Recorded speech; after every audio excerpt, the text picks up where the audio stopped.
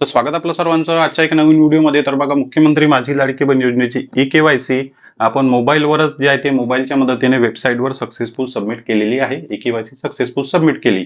यापैकी 80% बहिणींची ई-केवायसी झालेली आहे.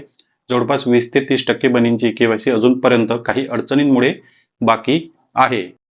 त्यामुळे लाडक्या बहिणींच्या वतीने या व्हिडिओच्या मार्फत आपण शासनाकडे तीन महत्वाचे रिक्वेस्ट या ठिकाणी करत आहे की शासनाने जर ती अपडेट लाडक्या बहिणींना लवकरात लवकर दिली तर सर्वच लाडक्या बहिणींचं टेन्शन संपून जाणार. ज्या बहिणींची केवायसी सक्सेसफुल सबमिट झाली, ज्या बहिणींची केवायसी अजूनपर्यंत बाकी आहे, त्या सर्व बहिणींचं टेन्शन जे आहे, या तीन मागण्या जर शासनाने पूर्ण केल्या, जे आपण या व्हिडिओमध्ये शासनाकडे मागण्या करत आहे, शासनाने जर त्या मागण्या पूर्ण केल्या तर सर्व 2,50,00,000 बहिणींचे टेन्शन जे आहे ते संपून जाणार आहे. आपण शासनाकडे या व्हिडिओच्या मार्फत तीन मागण्या करणार आहे. यापैकी दोन मागण्या सर्वात जास्त तुमच्या मार्फतच कमेंटमध्ये येत आहे. कमेंटमध्ये तुम्ही प्रश्न विचारत आहे की हे ऑप्शन आलं पाहिजे, ते ऑप्शन आलं पाहिजे, दुरुस्ती ऑप्शन आलं पाहिजे, डॉक्युमेंट अपलोड करण्याचं ऑप्शन आलं पाहिजे. पण या ठिकाणी बघा, तिसरी सुद्धा मागणी आपण करणार आहे आणि तिसरी मागणी जी असणार आहे ते सर्वच लाडक्या बहिणींसाठी फायद्याची असणार आहे. टोटल सर्व लाडक्या बहिणींसाठी ज्यांची केवायसी पूर्ण झाली असेल त्यांच्यासाठी सुद्धा, आणि ज्यांची केवायसी पेंडिंग असेल त्या बहिणींसाठी सुद्धा. ते तुम्हाला 100% ही मागणी जी आहे ती 100% पटणार आहे आणि असं व्हायलाच पाहिजे हे तुम्हाला सुद्धा वाटणार आहे. त्यासाठी व्हिडिओ पूर्ण पहा. तर बघा, सर्वात पहिली मागणी आणि सर्वात पहिली रिक्वेस्ट शासनाकडे असणार आहे की शासनाने ई-केवायसी चेक करण्याचं ऑप्शन द्यावं. म्हणजे ई-केवायसी स्टेटस जे आहे, ई-केवायसीचं जे काय आता स्टेटस आहे, तुमची ई-केवायसी सक्सेसफुल सबमिट झालेली तर आहे, वेबसाईटवर तर गेलेली आहे, पण ई-केवायसीचं स्टेटस आता काय आहे, तुमची ई-केवायसी पेंडिंग आहे का, तुमची ई-केवायसी पास झालेली आहे का, हे तुम्हाला चेक करता यावं. यासाठी शासनाने वेबसाईटवर लवकरात लवकर एक ऑप्शन अपडेट करायला पाहिजे आणि आधार नंबर टाकूनच तुम्हाला ते ऑप्शन चेक करता येईल की आता तुमच्या ई-केवायसीचं स्टेटस काय आहे. आधार नंबर टाका, ई-केवायसीचं स्टेटस चेक करा, ई-केवायसी पेंडिंग आहे का, ई-केवायसी तुमची पास झाली का, किंवा ई-केवायसी जर तुमची फेल केली असेल, कॅन्सल रिजेक्ट केली असेल तर कशामुळे केली, त्यामागे कारण काय आहे, हे त्या स्टेटसमध्ये लाडक्या बहिणींना समजलं पाहिजे की आता आपली ई-केवायसी नेमकी कुठे आहे, पेंडिंग आहे, पास आहे की रिजेक्ट झाली, कोणत्या कारणामुळे रिजेक्ट झाली. हे सर्व ऑप्शन ई-केवायसी स्टेटसमध्ये लाडक्या बहिणींना चेक करता यावं आणि याबद्दल शासनाने वेबसाईटवर अपडेट द्यायला पाहिजे. अशी आपली शासनाकडे रिक्वेस्ट आहे. तुम्हाला याबद्दल काय वाटते कमेंट बॉक्समध्ये नक्की सांगा.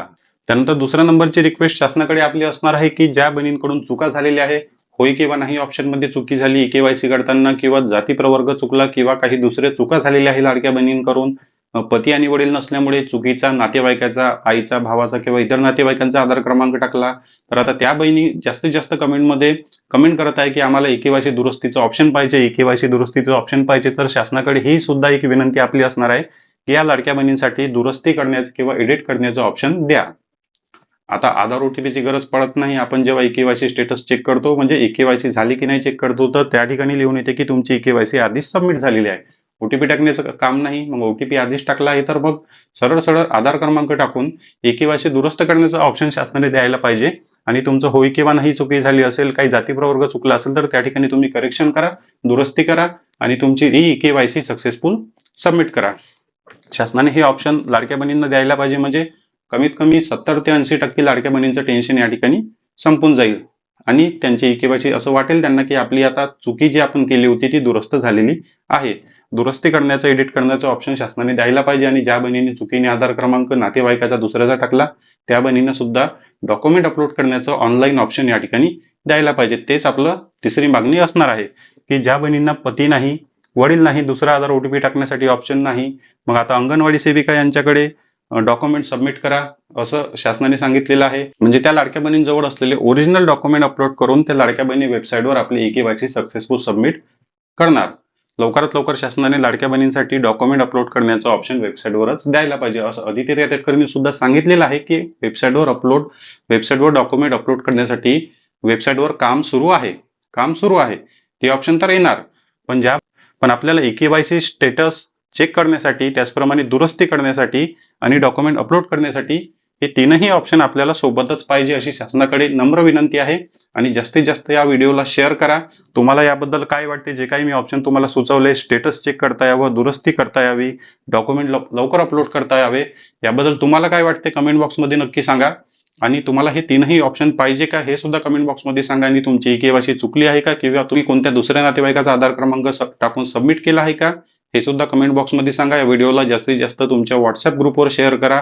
जास्तीत जास्त व्हिडिओला हाईप करा. कमेंटमध्ये हाईप बटन दिलेलं असते. व्हिडिओला लाईक सुद्धा करा, म्हणजे जास्तीत जास्त नागरिकांपर्यंत हा व्हिडिओ पोहोचेल. आणि स्टेटस बटन तर सर्वांनाच पाहिजे.